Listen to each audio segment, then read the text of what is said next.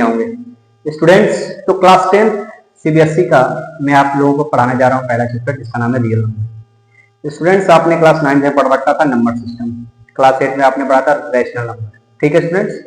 तो मैं आपको यहाँ पर आज पढ़ाने जा रहा हूँ रियल नंबर। रियल नंबर को पढ़ने से पहले उसके बेसिक कॉन्सेप्ट्स को मैं आपको जो है उसको मैं क्लियर करने की यहाँ पर कोशिश कर रहा हूँ। सबसे पहला पॉइंट स्टूडेंट्स आप याद रखिएगा, रियल नंबर हम शुरुआत कर रहे हैं। सबसे पहले देखिए शुरू में क्या होता है, तो कुछ चीजों को जैसे मान लीजिए हम लोग काउंटिंग करते हैं, किसी भी चीज को काउंटिंग करते हैं। जैसे मान लीजिए हम काउंटिंग करते हैं तो भाई कहते हैं ना ये 1 है, ये 2 है, ये 3 है। किसी भी संख्या को गिनते हैं तो 1 2 3 4 5 करके 1 2 3 4 करके हम काउंटिंग करते हैं, ठीक। इन्हीं काउंटिंग नंबर्स को क्या बोला जाता है स्टूडेंट्स? नेचुरल नंबर, प्राकृतिक संख्या बोला जाता है स्टूडेंट्स। क्या बोला जाता है? प्राकृतिक संख्या, ठीक। क्योंकि प्राकृतिक रूप से सेंटेंस ये जो संख्याएं हैं बनी हुई है। सुना रहा है कि नहीं आ रहा है स्टूडेंट्स? तो देखिए प्राकृतिक संख्याएं यानी कि आप देख सकते हैं 1 2 3 4 5 डॉट डॉट डॉट, ऐसे जो संख्याएं 1 से चालू होंगी उनको बोला जाएगा नेचुरल नंबर, ठीक। अब नेचुरल नंबर तो आ गया भाई, सबको पता चल गया नेचुरल नंबर 1 2 3 4 ऐसे काउंटिंग वाली संख्याएं नेचुरल होती हैं। लेकिन कुछ साल बाद, कुछ वर्षों बाद हमारे मैथमेटिक्स के मैथमेटिशियन जिनका नाम था आर्यभट्ट, उनका जन्म होता है। उन्होंने एक खोज कर डाली होती है जिसका नाम होता है जीरो, और जैसे जीरो आता है नेचुरल नंबर में इंक्लूड होता है तो वो आपका बन जाता है स्टूडेंट्स होल नंबर। कैसा बन जाता है? Whole numbers.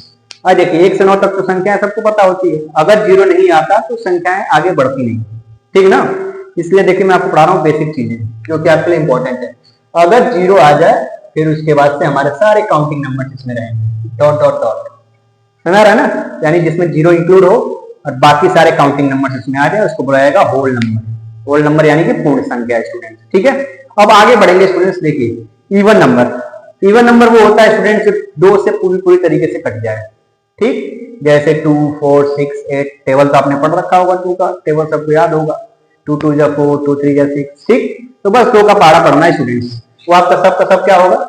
इवन नंबर हो जाएगा। 2 4 6 8 10 12 डॉट डॉट डॉट, ये सभी संख्याएं हमारे इवन नंबर है क्योंकि सब के सब 2 से डिविजिबल हो जाती हैं स्टूडेंट्स। तो अब आगे बढ़ेंगे, वो है हमारा ऑड नंबर, ठीक। अब ऐसी संख्याएं भी तो होंगी जो 2 से नहीं कटेंगी, तो उनको बोला जाता है ऑड नंबर, ठीक, यानी कि विषम संख्या, ठीक। इवन नंबर यानी कि सम संख्या हम लोग पढ़ रहे थे। ऑड नंबर क्या है? विषम संख्या, ठीक, जो 2 से ना कटे। जैसे for example 1 3 5 7 9 dot dot dot, ये सब हमारे ऑड नंबर हैं। क्या है भाई? ऑड नंबर है, ठीक। उम्मीद आप समझ रहे होंगे। चलिए स्टूडेंट्स अब आगे बढ़ेंगे, चीजों को बेसिक चीजें हैं तो जल्दी मैं चीजों पढ़ा रहा हूँ। Prime number. प्राइम नंबर क्या होता है भाई? अब ऐसे नंबर भी होते हैं जिनको कोई नंबर काट नहीं सकता है, ठीक। एक यूनिवर्सल नंबर हमारा 1 है, वो सबको काट देता है भाई, वो तो किसी भी नंबर को काट देगा 1, ठीक। और ऐसा संख्या जो 1 से और इटसेल्फ से डिविजिबल होते हैं उसको बोला जाता है प्राइम नंबर, जिनको कोई कट नहीं कर सकता है। देखिए सबसे छोटा प्राइम नंबर हमारा 2 होता है, फिर 3 होता है, फिर 5 7, ठीक, फिर 11 डॉट डॉट डॉट, ऐसे हमारे प्राइम नंबर जो कि हैं, जो किसी से डिविजिबल नहीं होते, खुद से ही करते हैं और एक इनको काटेगा। एक तो आप जानते हो सभी संख्याओं को क्या करता है? डिवाइड करता है। समझ आ रहा है कि नहीं आ रहा है? आइए स्टूडेंट्स इंटीजर्स। अब देखिए, अब आपने पढ़ रखा है भाई, अब सारी चीजें तो मैं तो आपको बता ही दिया। अब इंटीजर भी देखिए जिसमें सारे प्लस वाले नंबर आते हो भाई, +1 +2 +3 +4 भाई। तो माइनस वाला नंबर भी क्या होगा? -1 -2 -3 -4 -5, ऐसे जब आ रहे हैं तो उनको बोला जाएगा भाई वो है हमारे इंटीजर्स, ठीक। अब इतने नंबर जिनको हम क्या कर सकते हैं भाई? नंबर लाइन पर रिप्रेजेंट कर सकते हैं नेचुरली, जैसे कि -1 -2 -3 -4, ऑल पॉजिटिव ऑल नेगेटिव, सब के सब मिलकर के क्या बनाते हैं? इंटीजर्स बनाते हैं। आप देख सकते हैं यहाँ पर -1 -2 -3 0, ठीक, +1 +2 +3, ये सब के सब हमारे क्या है भाई? इंटीजर्स हैं, ठीक है स्टूडेंट्स। समझ आ रहा है ना कि सारे पॉजिटिव और सारे नेगेटिव और साथ में 0 इंक्लूड करके बनाते हैं इंटीजर्स, जिसको पूर्णांक कहा जाता है हिंदी में, ठीक। समझ आ रहा है? अब देखिए अगला है हमारा रैशनल नंबर, ठीक। आपने रैशनल नंबर क्लास 8 में बहुत अच्छे ढंग से पढ़ा है। पहला ही चैप्टर हमारा आग्रह सगरवाल की बुक में दे रखा है, जो है हमारा रैशनल नंबर। अब रैशनल नंबर क्या होता है इसमें?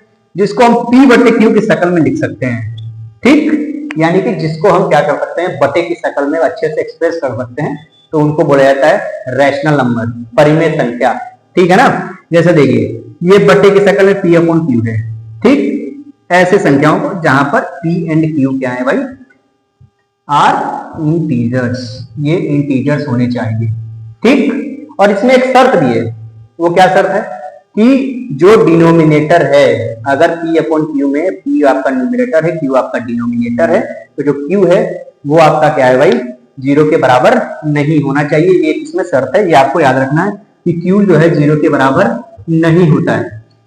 समझ आ रहा है भाई। तो ये सारी चीज मैं आपको बता रहा था, बेसिक चीजें, ठीक। अब हम क्या करेंगे भाई, क्लास 10 की और भी चीजें को और बेसिक तरीके से, जैसे कि रैशनल, इररेशनल।